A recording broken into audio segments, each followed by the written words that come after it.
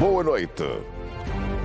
Armazéns da Rua da Quianda, aqui em Luanda, serão encerrados temporariamente por causa das obras de requalificação. Porto do Namibe, preparado para reforçar a capacidade logística do país.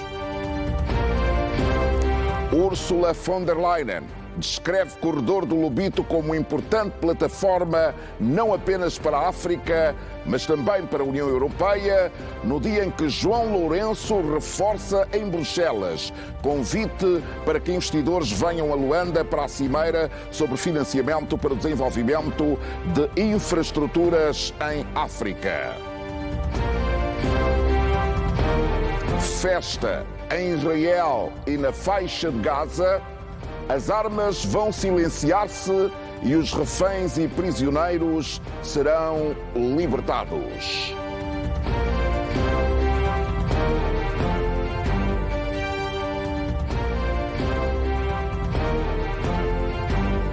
Quinta-feira, 9 de outubro. Eu sou Ernesto Bartolomeu. Você está a ver o Telejornal.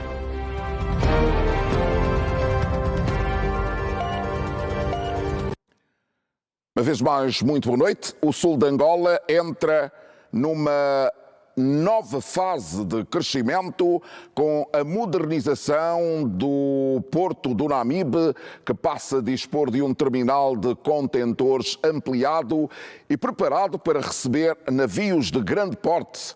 Um investimento que reforça a capacidade logística nacional, estimula as exportações e consolida o papel da região na diversificação da economia angolana. Jornalista Paulo Duda.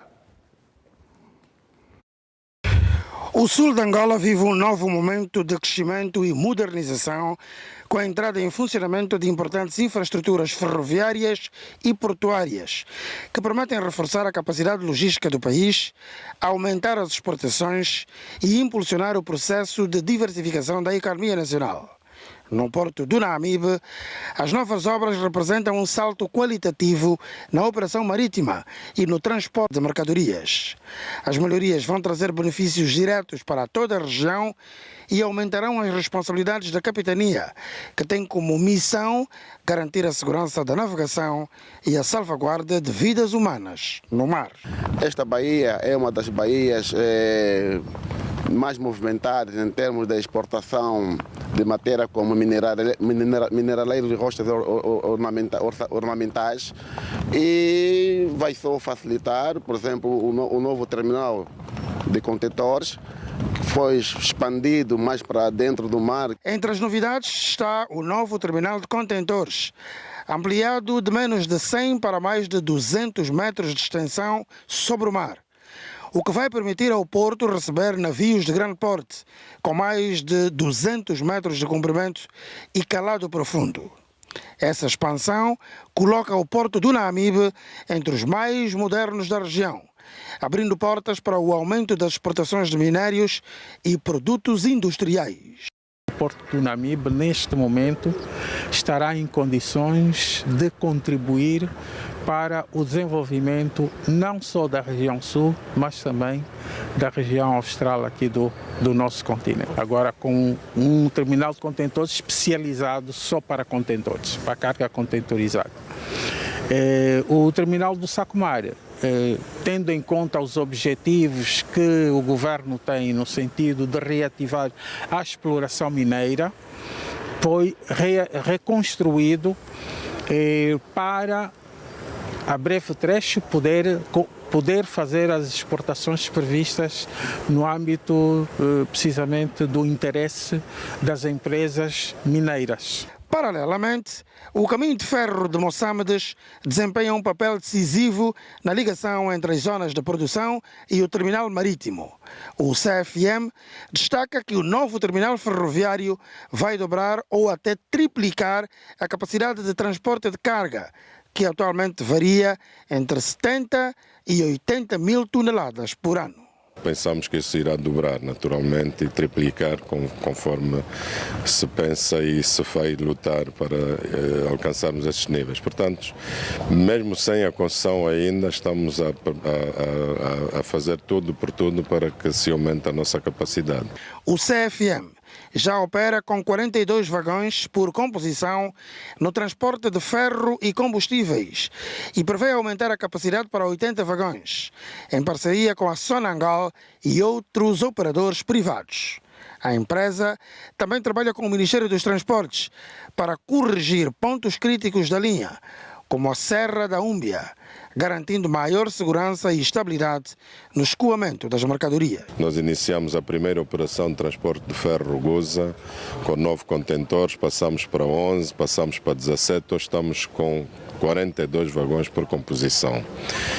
Temos um negativo, que é a Serra da Úmbia, que não nos permite pormos mais carga, porque por si só o ferro já é pesado e provoca-nos acidentes normalmente naquela área. Nós temos visto com o Ministério dos Transportes a possibilidade de mudarmos, portanto, a via para outro ponto, uma vez que aquele morro tem cerca de 2.000 metros de altura.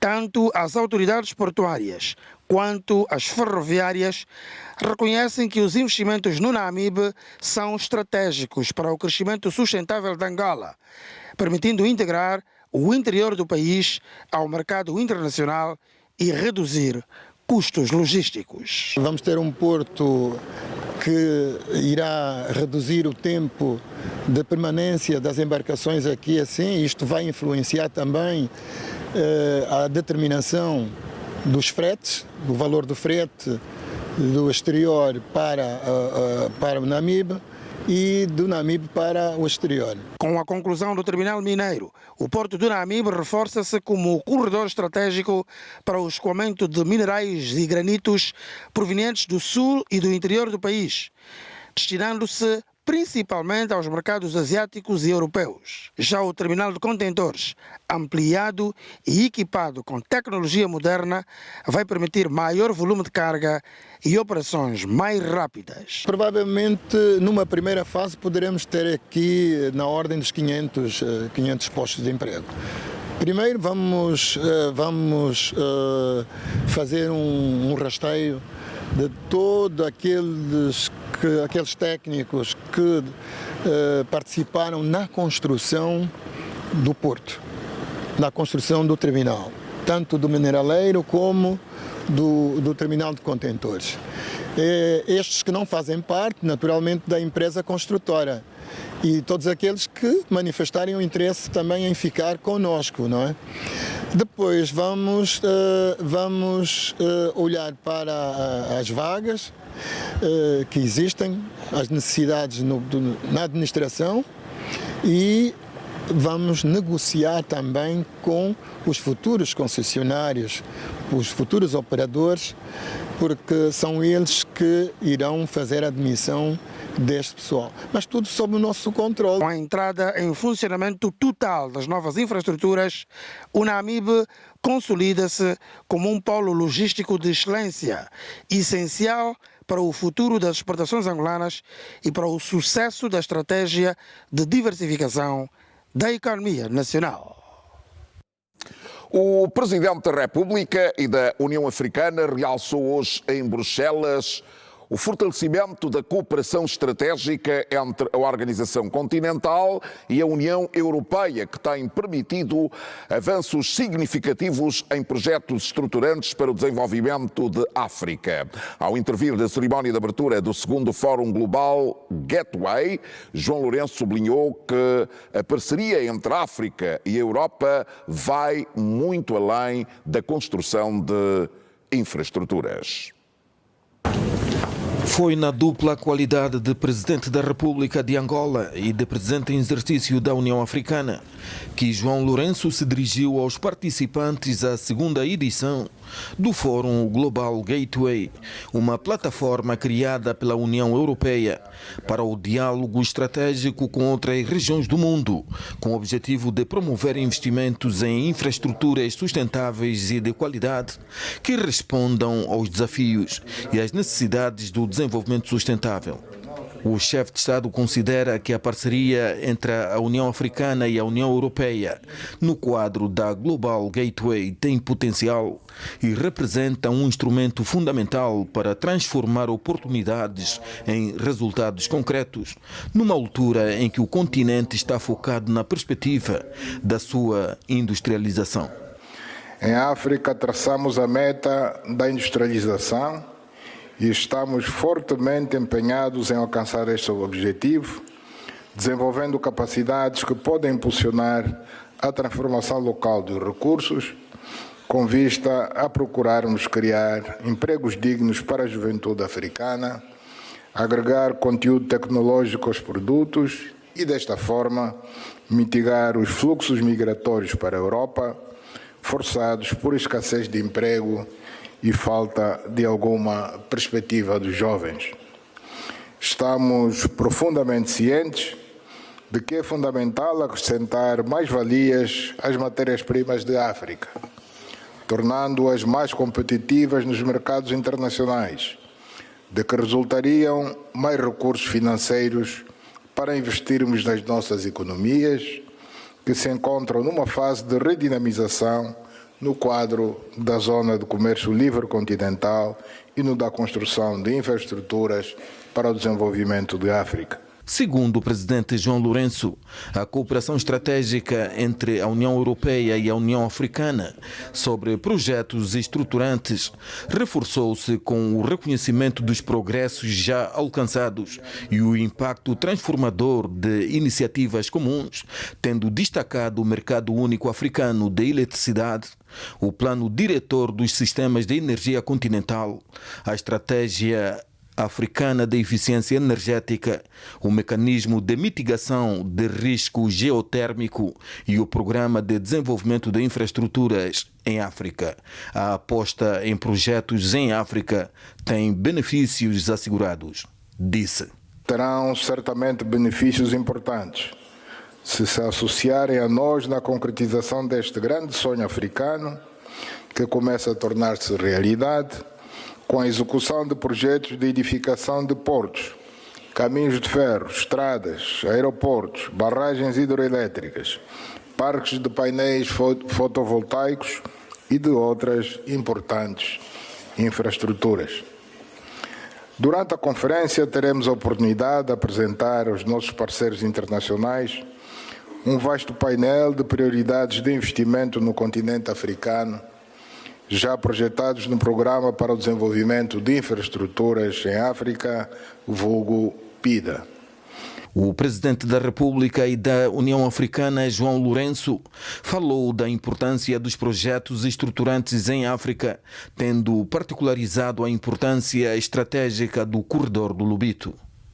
Gostaria de poder enumerar todos esses projetos, mas por razões de tempo concentrar-me-ei apenas no grande projeto do Corredor do Lobito, pelo potencial de desenvolvimento econômico e social que pode gerar não apenas em Angola, mas também na região da África Austral, pelas facilidades de transportação de bens e pessoas a preços competitivos, permitindo a ligação e encurtando distâncias entre o Atlântico e o Índico através da conexão com o corredor da Tazara e com o resto do mundo. O corredor do Lobito tem ainda uma importância geopolítica e econômica fundamental, por se tratar de uma plataforma logística que vai encurtar as rotas marítimas internacionais, favorecer o comércio internacional e as trocas comerciais entre a Ásia, a África, a Europa e a América, como dinamizar também o comércio intra-africano, fortalecer a Zona de Comércio Livre Continental Africana e prestar um relevante contributo para integrar a África nas cadeias globais de valor. João Lourenço reafirmou o compromisso da União Africana e de Angola em trabalhar com parceiros para que o Global Gateway seja um marco transformador nas relações internacionais e tornar-se numa força de prosperidade partilhada. Sebastião Solar, Nelson Venâncio, Anacleto Adolfo e Isidro Sanhanga, TPA, Bruxelas.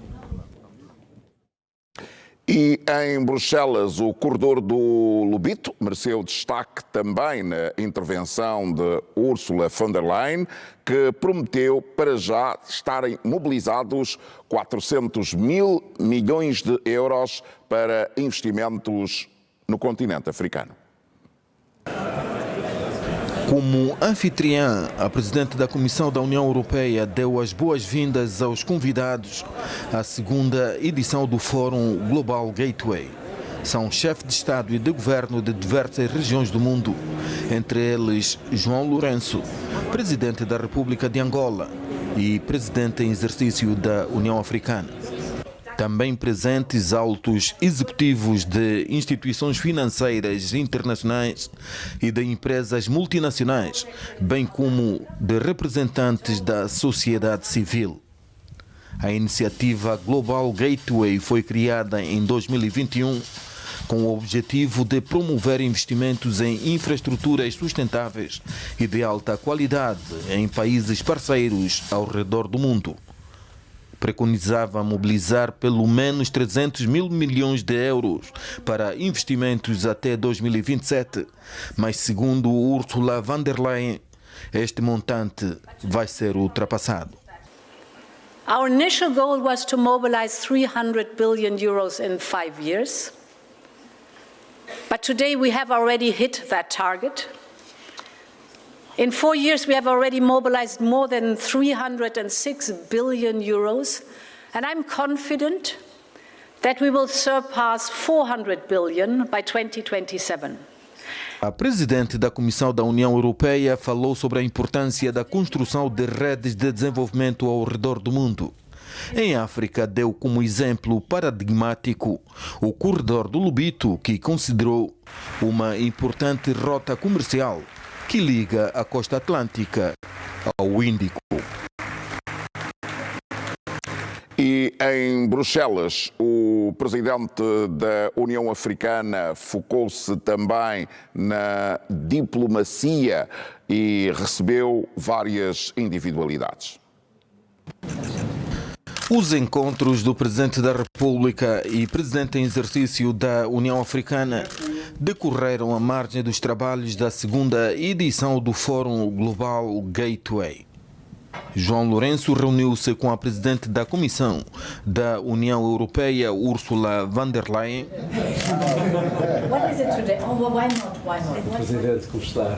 Com o secretário-geral adjunto da Organização das Nações Unidas, Jorge Moreira da Silva. Com o Presidente da África do Sul, Cyril Ramaphosa. E por último, com o empresário e filantropo Mohamed Fatih Ahmed Ibrahim, mais conhecido por Mo Ibrahim. Thank you very much, Mr. President.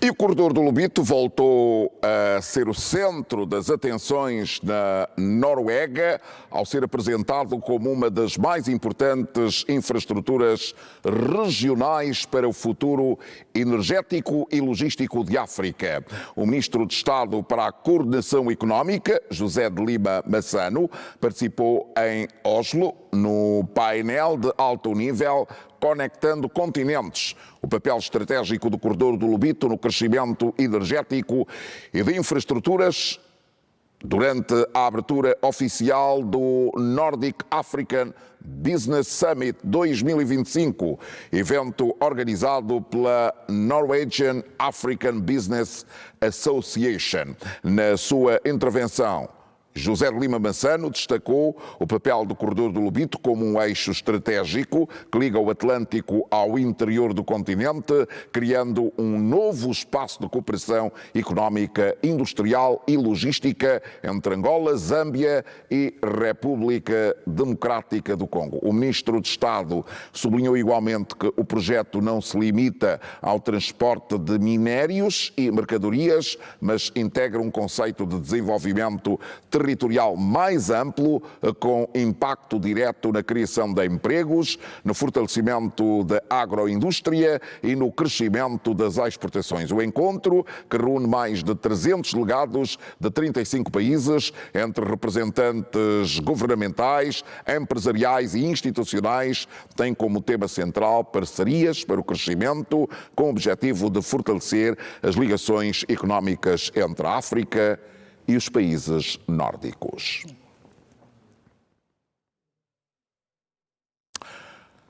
O Brasil assumiu hoje a presidência rotativa do Fórum dos Conselhos Superiores de Justiça da CPLP, que vai durar até 2027. A Carta de Luanda foi aprovada por unanimidade pelos Conselhos Superiores de Justiça da Comunidade de Países de Língua Portuguesa reunidos em Luanda na sua segunda cimeira. Os juízes defenderam a separação de poderes, a autonomia administrativa e financeira, sobretudo a modernização tecnológica judicial. Sendo que é essencial para, entendemos nós que é essencial para a confiança pública dos cidadãos e das pessoas no sistema de justiça, que os tribunais funcionem de forma imparcial, independente e com equidade. A juíza brasileira Daniela Pereira reconhece os desafios para se alcançar a independência financeira. A gente tem uma dependência muito financeira ainda de outros órgãos que não dependem do judiciário, e o intuito é botar foco como conseguimos resolver os nossos problemas sem tanta dependência financeira. A dependência financeira ela sempre vai existir porque precisamos de recursos, inclusive para investir em tecnologia, inclusive para investir em inteligência artificial. Mas podemos também achar outras soluções que não sejam as financeiras para resolver esses problemas. Na Cimeira de Luanda, o Brasil recebeu a presidência dos Conselhos Superiores de Justiça da CPLP. O país sul-americano vai ter a responsabilidade para organizar a terceira cimeira deste órgão.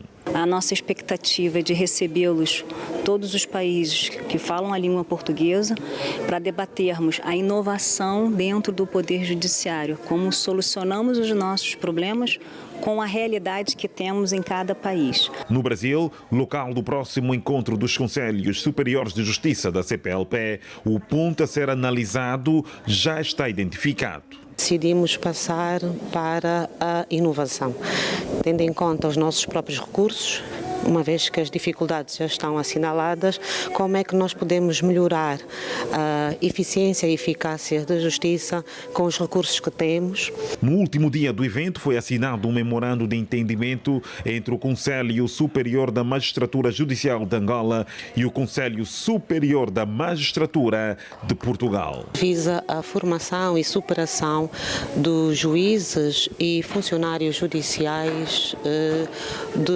do Poder Judicial angolano. A segunda cimeira dos Conselhos Superiores de Justiça da CPLP, que decorreu em Luanda entre os dias 8 e 9, serviu também para os diferentes órgãos reforçarem os laços de cooperação, visando a troca de experiência para o fortalecimento da justiça interna e da comunidade.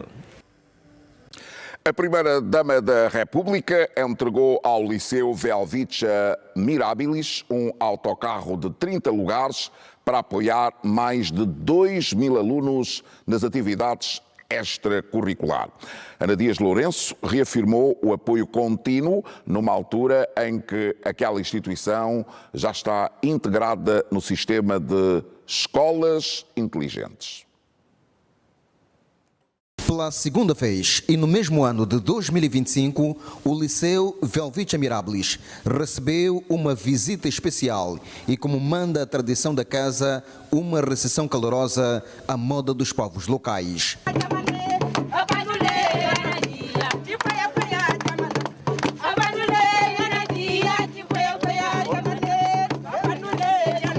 A visita aguardada é da Primeira-Dama da República, Ana Dias Lourenço, que não veio de mãos vazias. Trouxe um autocarro com capacidade para 30 lugares e vai beneficiar mais de 2.000 alunos em atividades extracurriculares no Liceu Velvicha Mirabilis. A direção do Liceu enaltece o empenho da Primeira-Dama na promoção da educação dos jovens no país. Antes, agradecer à Primeira-Dama da República por ter cumprido a promessa feita no ano passado, quando cá esteve. Muito obrigado de coração. Agradeço em nome dos professores, dos alunos, dos beneficiários.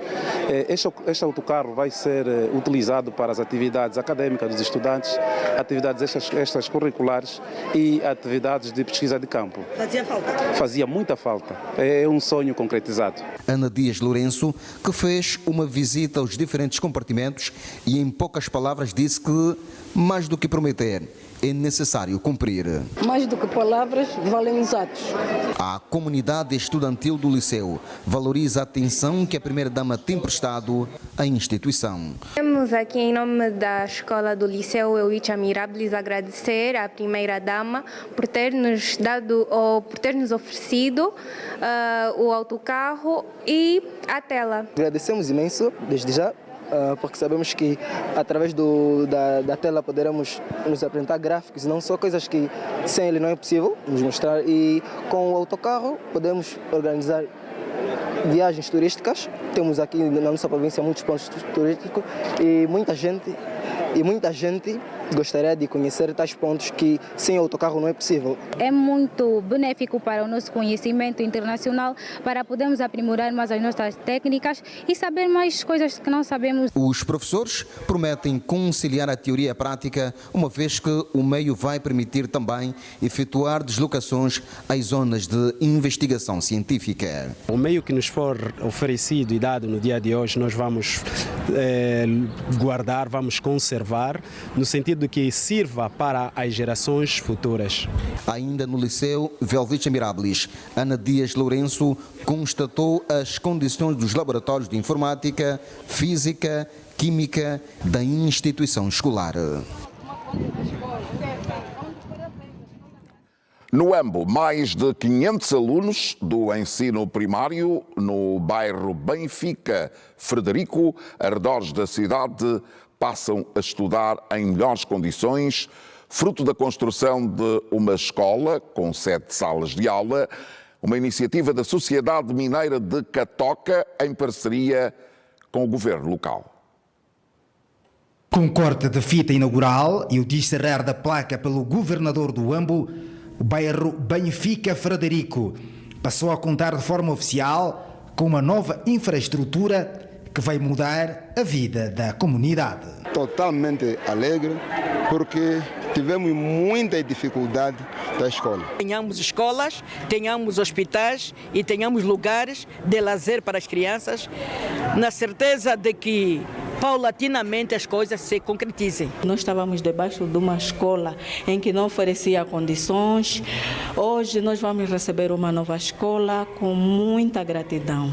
Visivelmente satisfeitos, os alunos prometem não apenas estudar, como também cuidar da nova escola. Estamos imensamente felizes porque o que era um simples sonho, longe de ser concretizado, se tornou uma realidade. Construída e totalmente apetrechada, a escola de 7 salas com capacidade para 560 alunos em 2 turnos está enquadrada no âmbito da responsabilidade social da Sociedade Mineira de Catoca em parceria com o governo do Ambo. É um sentimento de gratidão enorme, sobretudo ao governo do Ambo, por ter aplicado bem o dinheiro, o patrocínio da Sociedade Mineira de Catoca. Aqui podemos constatar que com pouco dinheiro fez-se muito. Nós aceitamos o desafio e hoje está a escola concluída, não é assim? Então, mais velhos, palavra dada, palavra honrada. Cumprimos com a palavra, embora ainda não terminamos, está bem? Nós sabemos que o bairro Frederico é um bairro que tem muitas crianças, não é? Também sabemos que a escola não chega. Mesmo assim, vamos continuar a trabalhar para construir mais salas de aulas aqui para o bairro Frederico, não é? Porque também se pretende que no futuro tenhamos aqui um liceu, não é? Para acomodar bem as nossas crianças, mas começamos com essa escola. De acordo com a Sociedade Mineira de Catoca, o projeto poderá ser replicado nas demais regiões do país. A Presidente da Assembleia Nacional foi convidada hoje a participar no Fórum de Paris sobre a Paz. Carolina Cerqueira já confirmou a presença no Fórum, que vai abordar temas globais relevantes como a integridade da informação, o Acordo de Paris sobre o clima e os desafios da paz mundial. A diplomata francesa chegou à 1 da tarde ao edifício parlamentar.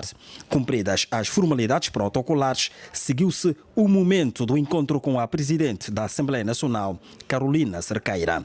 Foram cerca de 30 minutos de conversa que girou à volta das linhas de cooperação entre os dois países, com o acento tónico no domínio da diplomacia parlamentar.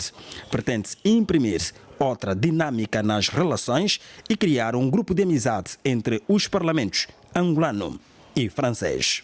Objetivo falar primeiro da nossa relação bilateral no que diz respeito à cooperação parlamentar. Eu informei a senhora presidente da criação na Assembleia Nacional Francesa de um grupo de amizade franco-angolano e ela informou também sobre a criação no ano que vem de um grupo francófono aqui na Assembleia Nacional. Então, a ideia agora é de continuar o oferecimento desta cooperação através de todas as oportunidades que temos. Por exemplo, a nível da francofonia, nós, depois da adesão de Angola ao IEF e da adesão da Assembleia Nacional à Assembleia Parlamentar Francófona, temos esta semana uma reunião muito importante de mais de 100 pessoas de 10 países africanos para seguir cursos para reforçar o nível do francês profissional. Durante a audiência foi abordada a próxima deslocação de Carolina Cerqueira à França, onde vai participar no Fórum de Paris sobre a Paz. Falamos também do Fórum de Paris sobre a Paz, que vai ter lugar no fim do mês, onde vai participar a presidente, e queríamos trocar ideias sobre os temas importantes deste fórum, que são relacionados ao ambiente, aos 10 anos do Acordo de Paris sobre o clima, também o tema da integridade da informação, o tema da paz no mundo. Então falamos deste fórum e de outros assuntos. A Presidente da Assembleia Nacional fará parte deste fórum? A Presidente vai... A França é um dos principais parceiros econômicos de Angola, responsável por uma presença muito forte no setor petrolífero e pretende alargar o intercâmbio noutros domínios. A embaixadora francesa considera as relações entre os dois países de grande importância, com um volume de negócios considerável, em que as exportações angolanas são maiores que as importações. Temos no ano passado pouco mais de 2 mil milhões de euros de trocas comerciais, mas o mais importante sendo as exportações de Angola à França, mais ou menos 1.600 milhões de euros de Angola à França e também mais ou menos 400, 500 milhões de euros de exportações de França a Angola, sobretudo equipamentos no setor industrial, agricultura. Isso. A relação tem sido reforçada por visitas de alto nível, visando ampliar parcerias em setores como educação, agricultura e cultura, além do setor energético. Os dois países mantêm relações diplomáticas desde a independência de Angola em 1975. O primeiro acordo foi assinado em 1982 e lançou as bases de cooperação bilateral que continuam a expandir-se. Tony Lena, Carlos Lino, a partir da Assembleia Nacional. O centro de hemodiálise do Hospital Ngola Kimbanda, na província do Namibe, começou a atender hoje os primeiros pacientes com insuficiência renal após ter sido inaugurado pela ministra Sílvia Lutucuta. Já está em funcionamento a unidade de hemodiálise do Namibe, construída e apetrechada de acordo com os padrões internacionais de saúde. O corte da fita e o desencerrar da placa foram da responsabilidade da Ministra da Saúde, Sílvia Lutucuta, na presença do governador Archer Mangueira. Visivelmente emocionado, Manuel Lopes, de 51 anos de idade, diz que para trás ficou o sofrimento de percorrer mais de 100 quilómetros para efetuar sessões de hemodiálise no Hospital Central do Lubango. Estamos felizes, acabaram-se as corridas e o sofrimento ao longo das viagens para receber o tratamento. Hoje temos uma sala devidamente apetrechada. Faziam Namibe Lubango ou Lubango Namibe, hoje não têm necessidade de fazer isso. Vão fazer todo esse trabalho de melhoramento da sua saúde aqui a nível do Hospital Ngola Kimbanda. O desenvolvimento da nossa província por esta grande infraestrutura que de facto mexe com o coração de qualquer namibense. Cada um dos 50 pacientes com insuficiência renal no Namibe tem a sua história e o sentimento nesta nova fase das suas vidas é de vitória, porque terminaram os gastos familiares e o sentimento de angústia. De agradecer, que continuam mesmo assim, estou mesmo muito feliz porque nos ficava muito difícil sair daqui do Namibe para deslocar para o Lubango, era muito trabalho. Muito agradecido mesmo, mais de coração, porque é por isso que existe o governo, é para resolver o problema do povo. A unidade foi projetada também para permitir a inclusão. Aqui, cadeirantes e crianças terão acesso igualmente a serviços de hemodiálise.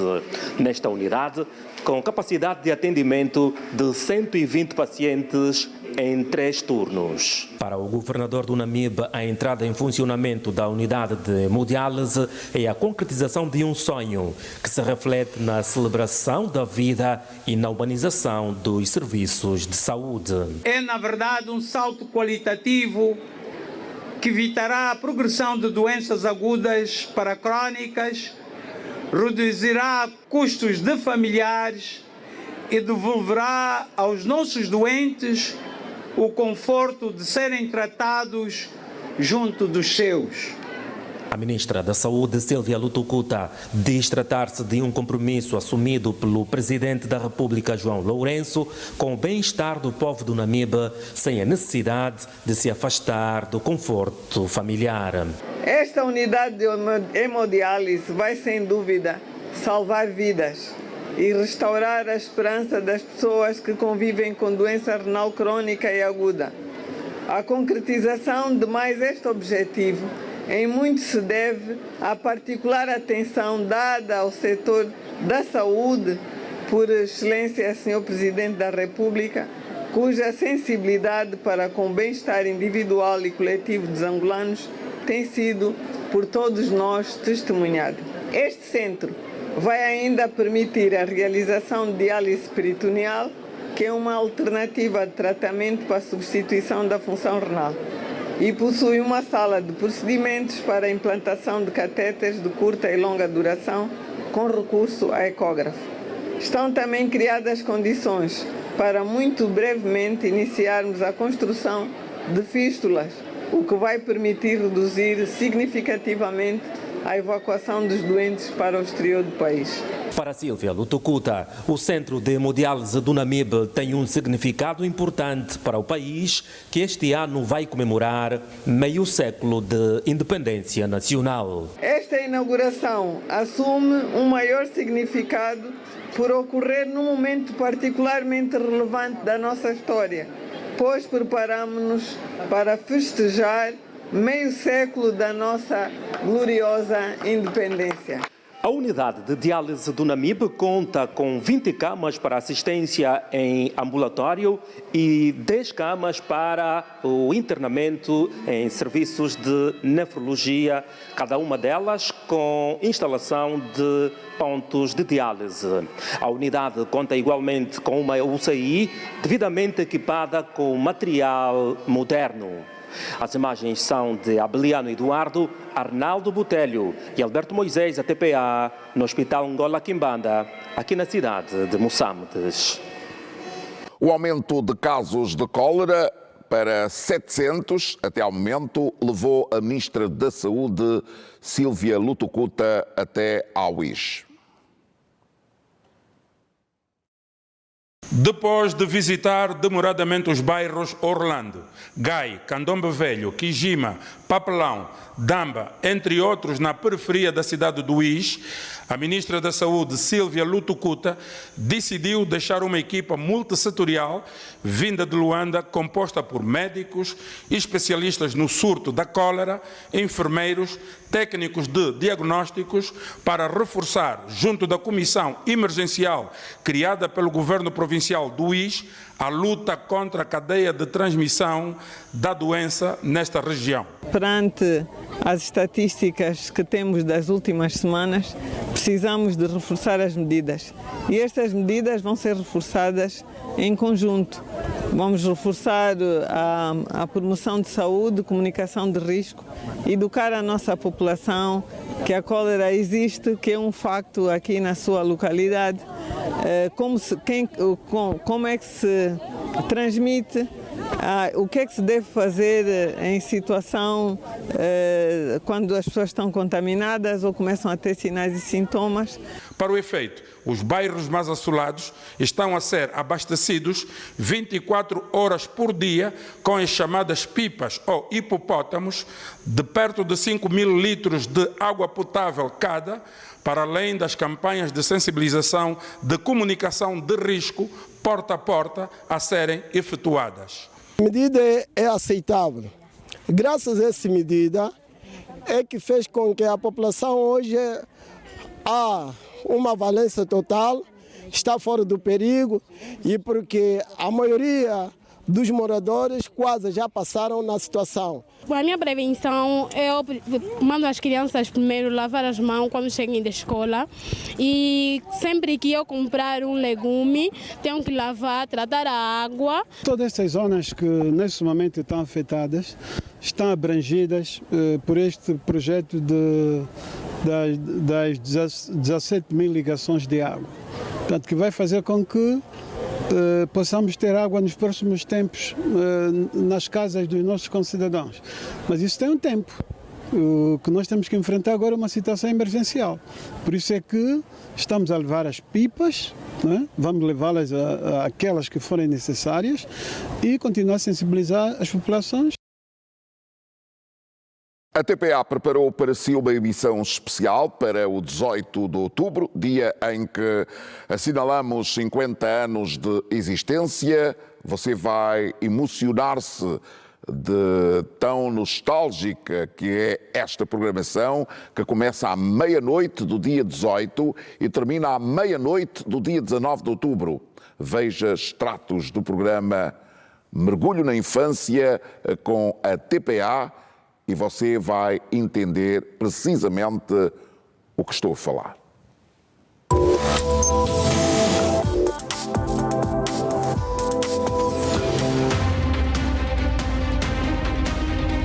Momentos que marcam a sua vida e que estão também ligadas à TPA, às memórias da sua vida. Let's go, party! Pode ser, agora pode tudo. Então veja. Wind, water, heart, go play! By your powers combined, Tenho a força! Vocês não podem fazer isso com as pessoas! Muita emoção, né? Muita emoção.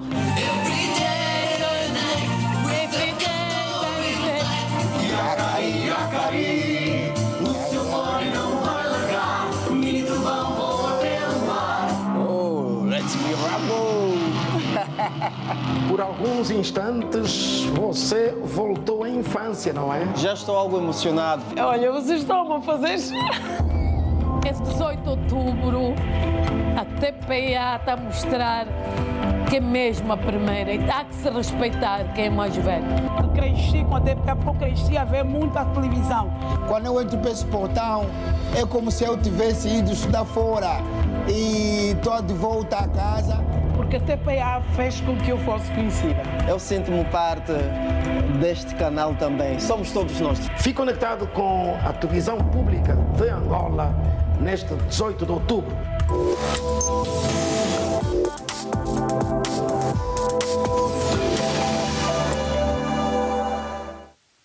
Este programa que mergulha na infância dos nossos telespectadores através de desenhos animados emitidos aqui na TPA nas décadas de 80, 90 e o ano 2000, será emitido no dia 18 de outubro às 9 horas da manhã. Você não pode perder.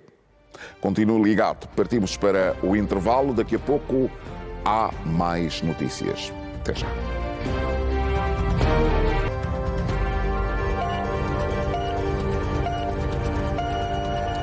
Estamos de regresso.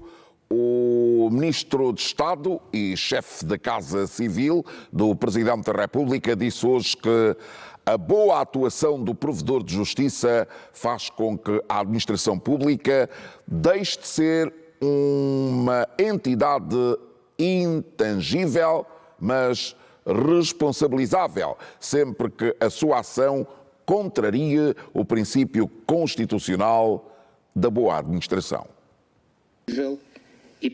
O Ministro de Estado e chefe da Casa Civil do Presidente da República precedeu a abertura do Dia Internacional do Provedor de Justiça, em representação do titular do Poder Executivo, João Lourenço. Adão de Almeida defende que o provedor de justiça tem que acompanhar as novas dinâmicas transformacionais do mundo atual. Um provedor de justiça atuante é um elo entre o cidadão e a administração pública, um eixo entre a norma e a vida real, cuja força reside não na coerção, mas na autoridade moral, na credibilidade ética e na confiança pública que inspira. Não seria exagerado, pois, afirmar que sem o provedor de justiça, o Estado de Direito corre o risco de estar incompleto e de se tornar ineficaz.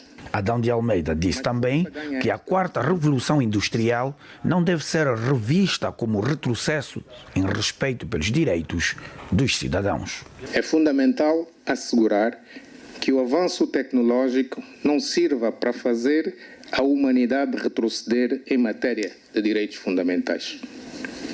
O futuro do provedor de justiça dependerá, pois, da sua capacidade de se reinventar permanentemente. O ombudsman moderno deve compreender a linguagem dos tempos, dialogar com a juventude digital, interpretar os novos direitos e dar resposta célere às injustiças contemporâneas. Um provedor de justiça moderno tem que compreender que não há direitos sem os correspectivos deveres, visão essencial num mundo que tende a extremar os direitos e a aniquilar os deveres. O Poder Legislativo defende que a justiça não se cinge aos tribunais ou a códigos, uma vez que depende também da escuta atenta da proximidade com o cidadão. Celebrar hoje o Dia Internacional do Provedor de Justiça é comprometermos com uma luta contínua. A luta por um Estado que não tem medo de se corrigir, por instituições que saibam ouvir, ou por leis que não se fechem sobre si mesmas, mas que abram caminhos de inclusão, dignidade e cidadania. O Poder Judicial, embora sem o poder decisório, vai continuar a defender a dignidade da pessoa humana, dos sem voz e vez. Eu acho que o cidadão tem medo, às vezes. Fazer queixa o quê? Contra o seu chefe. Então, às vezes, há esse receio e nós ficamos admirados porque, por exemplo, há bem pouco tempo, quando estive no BIE, a nível depois da palestra não havia quase dúvidas nenhumas, não havia questões. Mas depois havia uma série de cidadãos que foram colocar questões e eu disse, mas essas questões você não devia ter colocado na sala. Mas o meu chefe estava lá e então é um pouco. Então ainda continua a haver aquela cultura também do medo do cidadão. Alguns conhecem, mas eles têm medo que haja, portanto, alguma rivalidade. Daí nós apelamos ao cidadão que ele, sempre que vir o seu direito violado, deve mesmo fazer queixa ao Provedor de Justiça. A Provedoria de Justiça existe no país há 20 anos, um marco histórico que está catalogado agora em livro. Já a União Europeia garantiu dar 20 milhões de euros para reforçar a qualidade do serviço prestado pela Provedoria de Justiça. O chefe do Estado-Maior-General da SFA disse hoje que o atual cenário regional e internacional exige dos efetivos uma atenção redobrada, pois o mundo vive um momento de profundas transformações que estão a ser marcadas por tensões geopolíticas, guerras regionais, conflitos prolongados e disputas estratégicas entre grandes potências que têm repercussão direta na segurança global. O general da Aviação Altino dos Santos disse que hoje os 3 ramos do Exército estão capacitados para dar resposta a qualquer cenário na defesa da soberania nacional. – 34 anos depois da fusão dos 2 exércitos outrora rivais, Angola celebra a força da união e o triunfo da paz. O Comando Superior continua empenhado no melhoramento das condições de vida da tropa, nas suas múltiplas dimensões. Contudo, este esforço deve ser visto numa perspectiva abrangente, pois os recursos são sempre escassos e nem sempre há equilíbrio entre as necessidades existentes e as capacidades de as satisfazer. O chefe de Estado-Maior-General das Forças Armadas Angolanas, General de Aviação Altino Carlos José dos Santos, destacou a importância do investimento contínuo na modernização e reequipamento das Forças Armadas Angolanas para que estas acompanhem as novas dinâmicas dos conflitos regionais e globais. Reafirmou ainda que o foco é garantir uma força cada vez mais preparada, moderna e eficiente, capaz de responder aos desafios estratégicos da segurança nacional e contribuir para a estabilidade do continente africano. As Forças Armadas angolanas têm vindo a elevar a sua capacidade de resposta a qualquer cenário, com a aquisição faseada de novos e modernos sistemas de armas, equipamentos e meios tecnológicos para os 3 ramos. O foco recai igualmente no desenvolvimento do sistema de ensino superior militar, com um corpo docente de reconhecida capacidade científica, que permite potenciar as unidades, estabelecimentos e órgãos com especialistas de excelência em diversas áreas, nomeadamente na medicina e nas engenharias. Ao mesmo tempo, estamos a trabalhar na medida dos recursos disponíveis na construção, reabilitação e apetrechamento de infraestruturas de aquartelamento, proporcionando o necessário conforto e dignidade às nossas tropas. Os avanços técnicos, científicos e profissionais registrados nos últimos tempos demonstram a prontidão e a competência nos 3 ramos das Forças Armadas Angolanas na defesa da pátria e na proteção dos cidadãos. Deste modo, as Forças Armadas Angolanas constituem o maior exemplo de unidade nacional e fator preponderante para a estabilidade política, social e a consolidação da paz no nosso país, o que nos orgulha. O ato central das celebrações do 34º aniversário das Forças Armadas Angolanas teve lugar na comuna da Funda, município do Sequele, província de Icolibengo, um palco simbólico onde o passado e o presente da defesa nacional se unem no mesmo propósito: honrar Angola e proteger o seu futuro. E por ocasião dos 34 anos da SFA, que hoje se assinalam, o Presidente da República e Comandante-em-Chefe das Forças Armadas Angolanas disse que as SFA constituem o maior exemplo da unidade nacional.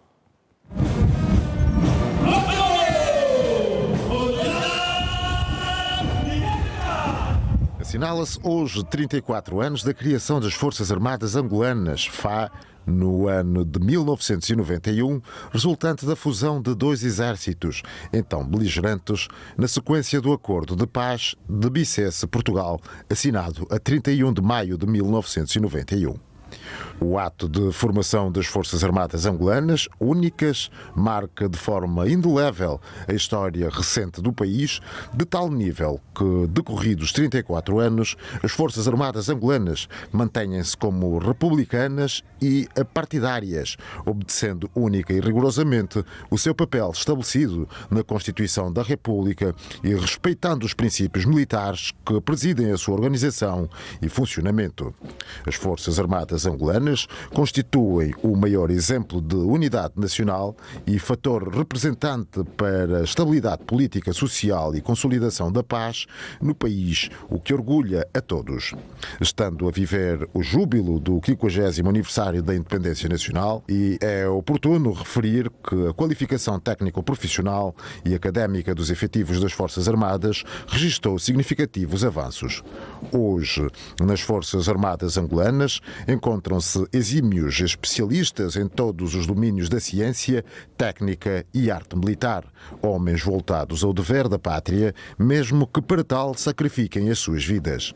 Os investimentos na modernização e profissionalização dos três ramos das Forças Armadas Angolanas continuarão, nomeadamente o Exército Nacional, a Força Aérea Nacional e a Marinha de Guerra de Angola, porquanto a ciência e a técnica e a arte militar não são estáticas, estão em rápido e constante desenvolvimento. Igualmente, continuarão a melhorar as infraestruturas para proporcionar cada vez mais melhores condições de trabalho e habilitabilidade do seu efetivo. Pelo ensejo desta efeméride de alcance histórico e bom exemplo internacional, o Presidente João Lourenço felicita infusivamente os oficiais generais, almirantes superiores, capitães e subalternos, sargentos e praças, assim como os trabalhadores civis, pela participação na preservação da independência nacional, defesa da soberania, integridade nacional e o empenho imensurável no desenvolvimento de Angola. João Lourenço felicita igualmente a todos os militares desmobilizados e reformados que, nos diferentes momentos da história, colocaram os seus esforços físicos e conhecimentos em prol da independência nacional e da defesa da pátria. Por fim, o Presidente João Lourenço rende homenagem a todos os que deram as suas próprias vidas em prol da independência nacional, da defesa da soberania e da integridade nacional. E em nome do Ministério da Defesa Nacional, antigos combatentes e veteranos da pátria, e no seu próprio, o Ministro da Defesa Nacional, antigos combatentes e veteranos da pátria, apresenta aos membros do Comando Superior da SFA, unidades, estabelecimentos e órgãos, felicitações institucionais. No momento em que os angolanos preparam-se para registar, nos anais da história, os 50 anos da independência, é oportuno reconhecer o desempenho das Forças Armadas angolanas de modo exemplar, um papel inquestionável na defesa e salvaguarda da soberania nacional, da integridade territorial, do solo pátrio, incluindo participações em missões de apoio à diplomacia e desenvolvimento do país. Aos generais e almirantes, oficiais superiores, capitães e tenentes de navio, subalternos, sargentos, praças e trabalhadores civis ao serviço das Forças Armadas Angolanas, os votos de êxitos no cumprimento da difícil, mas nobre missão constitucional de servir a pátria, escreve o Ministro da Defesa Nacional. A dívida pública está hoje avaliada em 61,93 mil milhões de dólares, o que representa 55,8% do produto interno bruto. Os números atualizados indicam que a inflação saiu de 31% em julho de 2024 para 18,8% este ano. A unidade de gestão da dívida pública considera que os números da dívida e dos indicadores macroeconómicos são estáveis.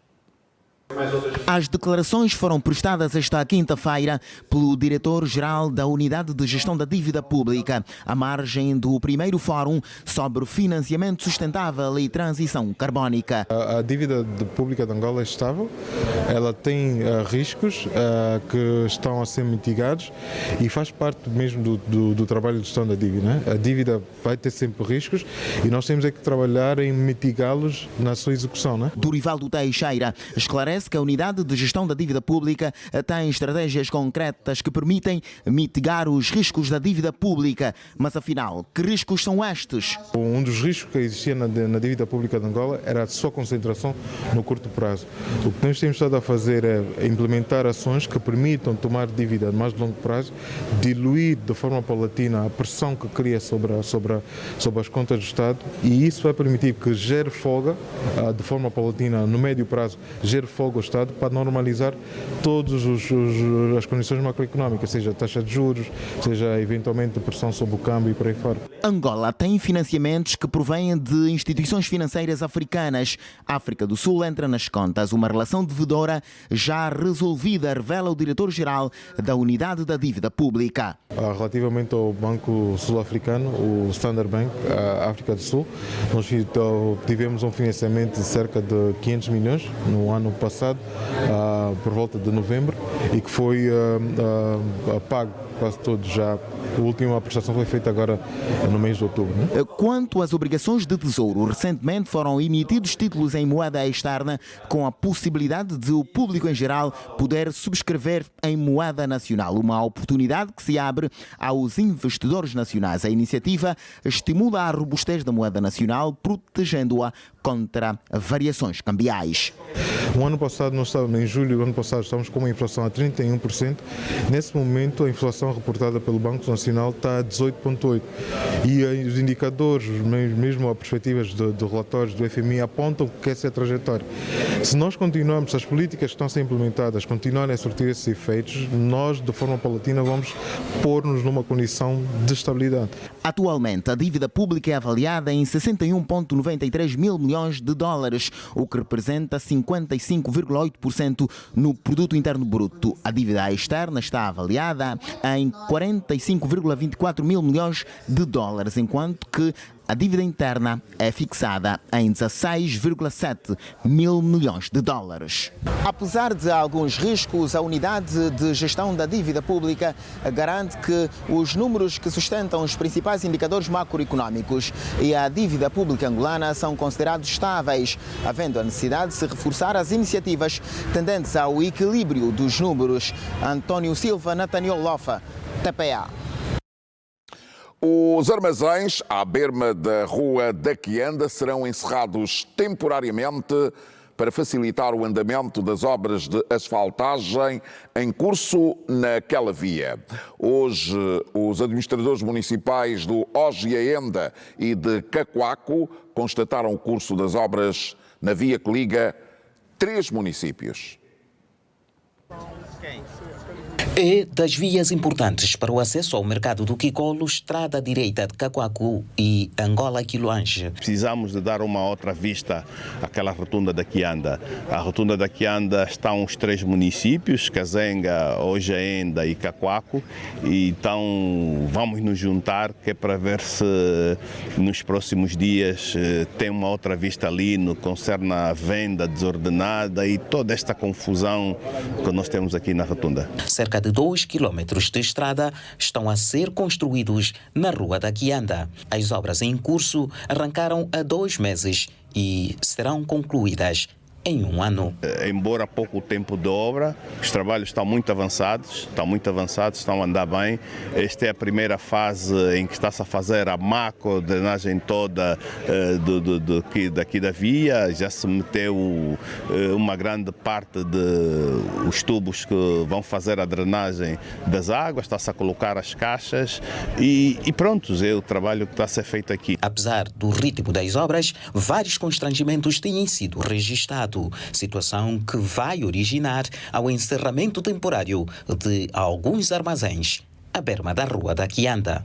E naturalmente hoje a nossa presença aqui serve também para termos o contacto com os comerciantes, porque dentro de dias seguir-se-á o período em que haverá necessidade de se proceder ao encerramento total dos estabelecimentos para permitir que as obras corram, sobretudo quando chegar na época em que estiver a fazer a asfaltagem, tendo em conta o tipo de material que será usado. Portanto, haverá necessidade depois de se encerrar o estabelecimento para 7 a 8 dias para permitir que as obras possam ter o curso normal. A venda desordenada faz parte do leque de dificuldades que os técnicos têm encontrado durante as obras nesta via. Os nossos munícipes, os nossos comerciantes devem, tanto, continuar a desenvolver a atividade comercial nos locais apropriados e indicados pelas autoridades competentes do Estado. Administrações municipais de Cacoaco e Hoje Renda constatam a evolução das obras da Rua da Quianda. A Ministra da Administração Pública, Trabalho e Segurança Social procedeu hoje ao lançamento da primeira pedra para a construção do edifício que vai albergar o Serviço Integrado de Atendimento ao Cidadão no Cuito. Onde os cidadãos vão poder, doravante, tratar... O lançamento da primeira pedra para a construção do Serviço Integrado de Atendimento ao Cidadão no Cuito abre uma nova página no capítulo da modernização administrativa na província do Bié, com a aproximação dos serviços aos utentes. Estamos satisfeitos, né? É o Bié que ganha, é o Cuito que ganha, a população biena que ganha. Apresenta um monte de serviços centralizados, como administrações, registros, que obviamente visam dinamizar o atendimento. Eles promovem serviços mais dinâmicos para evitar filas, passamos a ter resultados num tempo mais curto e obviamente isso é sempre muito bom para a população em geral. Com financiamento aprovado por despacho presidencial, a empreitada vai ser construída na parte sul da cidade do Cuito no prazo de 12 meses e vai comportar unidade de serviços públicos, unidade dos serviços empresariais, públicos e privados, bem como a unidade de intermediação de mão de obra. Aqui, vários postos de emprego serão criados. Nós vamos cumprir rigorosamente com os prazos. Nós temos cerca de 250 postos de trabalho, entre eles 150 diretos. Os serviços têm a ver com o ciclo de vida do cidadão. Estão garantidos todos os serviços públicos integrados e alguns serviços, ou a maior parte dos serviços empresariais. A governadora Celeste Adolfo enalteceu a iniciativa e destacou o impacto direto que a infraestrutura vai gerar no desenvolvimento da província e da região centro do país quando estiver concluída. A construção deste serviço renova a esperança dos cidadãos em ver assegurada a proximidade do serviço requerido, a celeridade no atendimento personalizado e uma resposta em tempo útil das preocupações do dia a dia, vencendo um conjunto de adversidades com a distância, com o tempo e com a qualidade no tratamento aos utentes. Teresa Dias assegurou que, com a construção do SIAC Cuito, o executivo angolano pretende promover a distribuição equitativa dos serviços públicos, encurtar distâncias e combater assimetrias regionais. O impacto deste projeto será profundo, pois, para além de aproximar o cidadão à administração pública, reduzindo o custo da deslocação e promovendo maior inclusão, também vai dinamizar a economia local, criando oportunidades de emprego diretos e indiretos e estimular o comércio dos serviços nas zonas adjacentes. Vai também promover a empregabilidade, quer por via da rede SIAC, bem como dos parceiros, e fortalecer a interoperabilidade dos serviços, tornando um espaço de convivência cívica, de valorização da cidadania e do fortalecimento do sentido da comunidade. A construção da subunidade do Serviço Integrado de Atendimento ao Cidadão enquadra-se no Plano de Desenvolvimento Nacional 2023-2027. Agora, o tempo em Angola.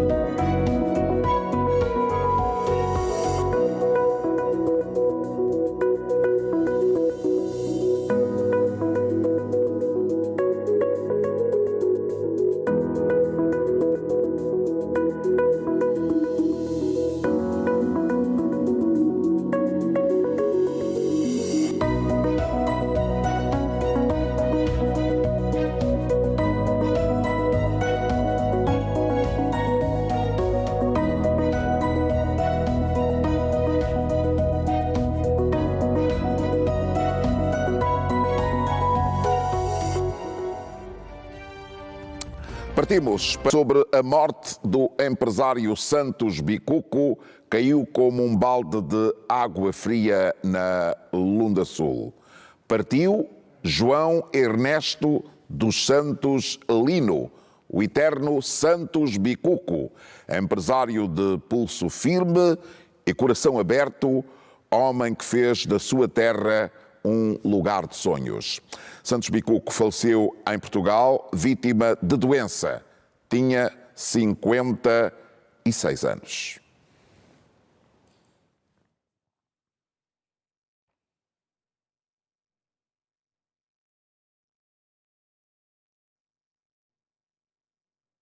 A poetisa angolana Ana Paula Tavares conquistou o prémio Camões 2025.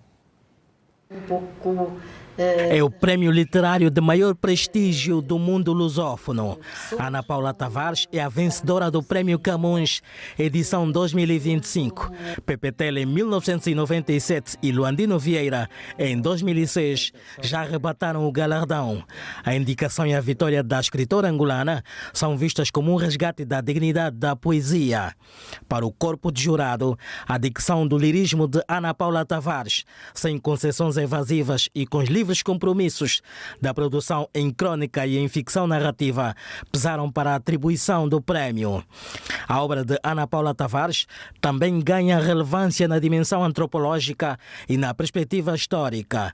Em 36 anos de história do prémio, apenas 8 mulheres venceram. A poetisa angolana junta-se assim às brasileiras Raquel Queiroz em 1993, Lígia Fagundes Teles em 2005 e Adélia Prado. Na lista constam também as portuguesas Sofia de Melo Breiner Anderson em 1999, Maria Velho da Costa em 2002, Agostina Bessa Luiz em 2004 e Elia Correia em 2015. E a moçambicana Paulina Chiziani em 2021. Ana Paula Tavares tem um punhado de obras onde se destacam Ritos de Passagem, de 1985, O Sangue da Buganvilha, de 1998, O Lago da Lua, de 99, Diz-me Coisas Amargas, em 2001 e Manual para os Amantes Desesperados, em 2007. A poetisa nasceu na Huila em 1952, venceu o Prémio Nacional de Cultura Cultura e Artes em 2007 com a obra Manual para os Amantes Desesperados. Antes, em 2004, ficou com o Prémio Mário Antônio de Poesia com a obra Diz-me Coisas Amargas como os Frutos. Atribuído pela Fundação Calouste Gulbenkian, Ana Paula Tavares tem antologias publicadas em Portugal, Brasil, França, Suécia, Espanha e Alemanha. O ranking do Prémio Camões é liderado pelo Brasil com 15. Portugal tem 14. Moçambique e Angola ganharam 3 vezes. Cabo Verde, 2. O Prémio Camões foi instituído pelos governos português e brasileiro. O primeiro escritor a ganhar foi o português Miguel Torga, em 1989. A escrita poética de Ana Paula Tavares é influenciada pelos brasileiros Jorge Amado e Carlos Drummond de Andrade. E através de uma nota, o Ministério da Cultura felicitou já a poetisa e historiadora angolana Ana Paula Tavares pela conquista do Prémio Camões, edição 2025. Telejornal, a notícia em primeiro lugar. Daqui a pouco, a grande questão leva-nos hoje até ao Namibe. O assunto é o impacto económico do novo terminal do Porto do Namibe. O Paulo Duda vai moderar esta grande questão que, como podem ver nos ecrãs, traz Ema da Silva, vice-governadora do Namibe, Francisco Mário, delegado do Caminho de Ferro de Moçambique, David Bengani, administrador do Porto do Namibe, e Mendes de Carvalho, economista e representante da Associação dos Empresários do Namibe. O terminal do Porto do Namibe é, portanto, o assunto de destaque hoje na grande questão. Da nossa parte é tudo. Assim, em especial, desejo boa noite. Até amanhã.